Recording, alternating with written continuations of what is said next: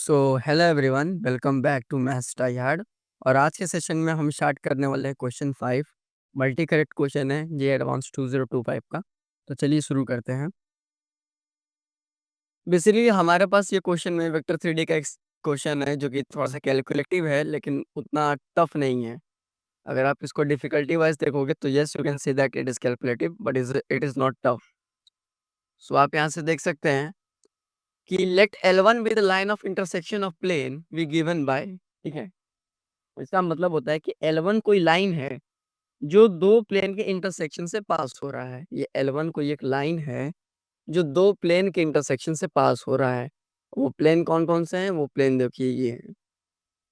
वो इन दो प्लेन्स के इंटरसेक्शन से पास हो रहा है। उसके बाद सबसे पहले हम लोग एक काम करते हैं कि इस L1 की डायरेक्शन को निकाल लेते हैं। चलिए क्या करेंगे हम लोग, डिटर्मिनेंट निकालेंगे किसका? इन दोनों का। तो सबसे पहले हम लोग करेंगे आई कैप, जे कैप और के cap, and that will B 2 3 1, 2 3 and 1, 1 2 and 1। Okay, जब इस डिटर्मिनेंट को अपन सॉल्व करेंगे so we will come across कि हमारा किसके इक्वल आएगा, I cap minus J cap plus K cap plus K cap. Okay, so ये हमारा क्या है? ये हमारा है डायरेक्शन रेशियो। ये हमारा है डायरेक्शन रेशियो। ये हमारा है डायरेक्शन रेशियो। ये हमारा है डायरेक्शन रेशियो। उसके बाद ये वाला स्टेटमेंट पढ़िए, let L2 be the line passing through point. अब ये कह रहा है कि L2 एक लाइन है जो इस पॉइंट से पास हो रहा है और लाइन L1 के पैरेलल है। ठीक है, let M denote the plane we given by the equation. मतलब ये क्वेश्चन ये कह रहा है कि भाई L2 एक लाइन है जो कि इस पॉइंट से पास हो रहा है, वो L1 के पैरेलल है और M जो है वो क्या डिनोट कर रहा है? एक प्लेन को डिनोट कर रहा है जिसका इक्वेशन आपको ये दे रखा है। ये इक्वेशन आपको दे रखा है। तो सबसे पहले L2 का इक्वेशन ही लिख लेते हैं। तो अगर आप L2 का इक्वेशन लिखोगे so L2 is equal to x minus 2 by 1। इसको यहाँ लिख लेते हैं, थोड़ा ज़्यादा बेटर रहेगा। L2 को आप लिख सकते हैं x minus 2 upon 1 is equal to y plus 1 upon minus 1 is equal to z minus 3 upon 1 is equal to k।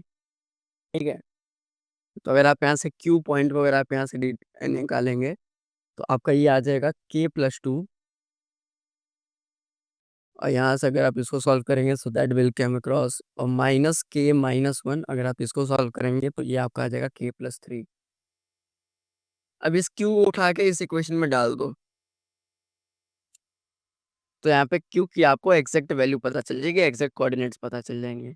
तो अब ये जो कोऑर्डिनेट्स है ना x plus 2 minus k minus 1 x plus 3, उसको उठा के आप इस इक्वेशन में डाल दो 2x plus Y minus 2z में। इसे जब आप सॉल्व करोगे so that will come across 2 times of k plus 2। उसके बाद आप लिख सकते हो minus k minus 1 minus of 2k plus minus of 2 times of k plus 3 और ये आपका 6k इक्वल दे रखा है। ठीक है, जब आप इसको सॉल्व करोगे so that will come across किया जाएगा 2k plus 4 minus k minus 1 minus 2k minus 6 is equal to 6। ये आपका ये 2k से 2k चला गया, तो ये आपका बच गया k is equal to minus 9। जब k is equal to minus 9 को अगर आप इस इक्वेशन में रखेंगे तो आपको q के कोऑर्डिनेट्स मिल जाएंगे। तो q के कोऑर्डिनेट्स यहाँ किसके इक्वल होंगे? -7 8 और -6 के इक्वल होंगे। ठीक है, अब हम लोग इसी क्वेश्चन को जो है अब हम लोग पढ़ेंगे इस पूरे के पूरे फॉर्मेट को और इसका एक डायग्राम बनाने की कोशिश करेंगे क्योंकि वेक्टर 3D में डायग्राम बहुत ज़रूरी होता है। अब हम लोग बेसिकली इन इस पार्ट को पढ़ेंगे। देखिए यहाँ से यहाँ तक अब हम लोग एनालाइज करेंगे क्वेश्चन को और उसके बाद हम लोग एक डायग्राम बनाने की कोशिश करेंगे। तो देखिए सबसे पहले इस चीज़ का ही डायग्राम बना लेते हैं भाई। और ये वाला भी आप पॉइंट पढ़ सकते हैं डायग्राम बनाने के लिए। Suppose the line L2 meets the plane M at point Q, let R be the foot of perpendicular drawn from P to plane M। Okay, यहाँ पे बेसिकली ये क्या कह रहा है, यहाँ पे ये क्या कह रहा है, अब इसको डायग्राम से समझते हैं कि देखो भाई ये लाइन L2 है और ये प्लेन है, ये आपका प्लेन हो गया, ये प्लेन हो गया। तो क्वेश्चन में क्या कह रहा है कि सबसे पहले कि ये देखो देखो ये तो लाइन L2 है, उसके बाद ये किसी पॉइंट P से पास कर रहा है। पॉइंट P के कोऑर्डिनेट्स आपको तो पता ही है, 2, -1, 3। तो इसके कोऑर्डिनेट्स ऊपर लिख लीजिए, 2, -1, 3। अब इस स्टेटमेंट को आप पढ़िए, क्या लिखा है, let suppose the L2 meets the plane M at point Q। ठीक है, ये लाइन L2 जो है, ये लाइन L2 जो है वो किसी वो M प्लेन में पॉइंट Q पे मीट कर रहा है। तो ठीक है, मीट कर रहा है तो चलो मान लेते हैं कि यहाँ पे मीट कर रहा होगा। चलो ये पॉइंट, ये प्लेन का ये पॉइंट है, ये Q पॉइंट है, और Q पॉइंट के कोऑर्डिनेट्स तो आपको पता ही है, -7, -8, -6। अब देखिए क्या बोल रहा है, अब ये बात वो बोल रहा है कि let R be the foot of perpendicular, let R be the foot of perpendicular drawn from P to the plane M। यहाँ से कोई फुट ऑफ परपेंडिकुलर को डाला गया है, तो फुट ऑफ परपेंडिकुलर अपन यहाँ से बना लेते हैं, ये ऐसे हो गया, और यहाँ से फुट ऑफ परपेंडिकुलर, ये देखिए ये हो गया, और इसको R कहा गया है, इस वाले कोऑर्डिनेट को आपके R कहा गया है। तो बेसिकली सबसे पहले हम लोग को R के कोऑर्डिनेट्स फाइंड करने होंगे। तो R के कोऑर्डिनेट को, और ये प्लेन का इक्वेशन तो आपको दे ही रखा था, 2x + y - 2z = 6। ये आपको इक्वेशन दिया रखा था। तो बेसिकली अब हमें क्या करना है कि R के कोऑर्डिनेट्स निकालना। तो R के कोऑर्डिनेट निकालने के लिए क्या करेंगे, पॉइंट के प्लेन में फुट ऑफ परपेंडिकुलर के फॉर्मूले से इसको निकाल लेंगे। मार्क माय वर्ड्स, पॉइंट का प्लेन में फुट ऑफ परपेंडिकुलर के फॉर्मूले से निकाल लेंगे। तो जब आप इसको निकालेंगे, जब आप इक्वेशन लिखेंगे, दैट विल केम अपोजिट, कि आपको केम अक्रॉस होगा कि alpha - 2 is equal to beta + 1 upon 1 is equal to gamma -3 upon -2। ठीक है, और ये किसके इक्वल है, -1 times of point of plane का इक्वेशन। तो ये हो जाएगा आपका 4 - 1 - 6 - 6 upon, it is -6, it is -6 upon under root of a square + 3 square + 6 square, तो वो हो जाएगा 81, और ये हो जाएगा 9। ठीक है, तो जब आप इसको सॉल्व करोगे, तो यहाँ से सॉल्व करने के बाद आपको R के जो कोऑर्डिनेट्स मिलेंगे, इस R के जो कोऑर्डिनेट्स आपको मिलेंगे, दैट विल बी 4, 0, 1। ठीक है, अब बेसिकली जो सारे इन्फॉर्मेशन आपको निकालनी थी, अब आप निकाल चुके हैं। अब आपको बस इन ऑप्शंस को चेक करना है, अब आपको इन ऑप्शंस को बस चेक करना है। तो देखिए हमें पूछ रहा है कि कौन कौन से स्टेटमेंट ट्रू है। ठीक है, ये पूछ रहा है हमें। तो सबसे पहले the length of line segment PQ is 9√3। भैया इस PQ का लेंथ पूछ रहा है तुमसे, ये इस PQ का लेंथ पूछ रहा है। इस PQ का लेंथ तो आप निकाल ही सकते हैं।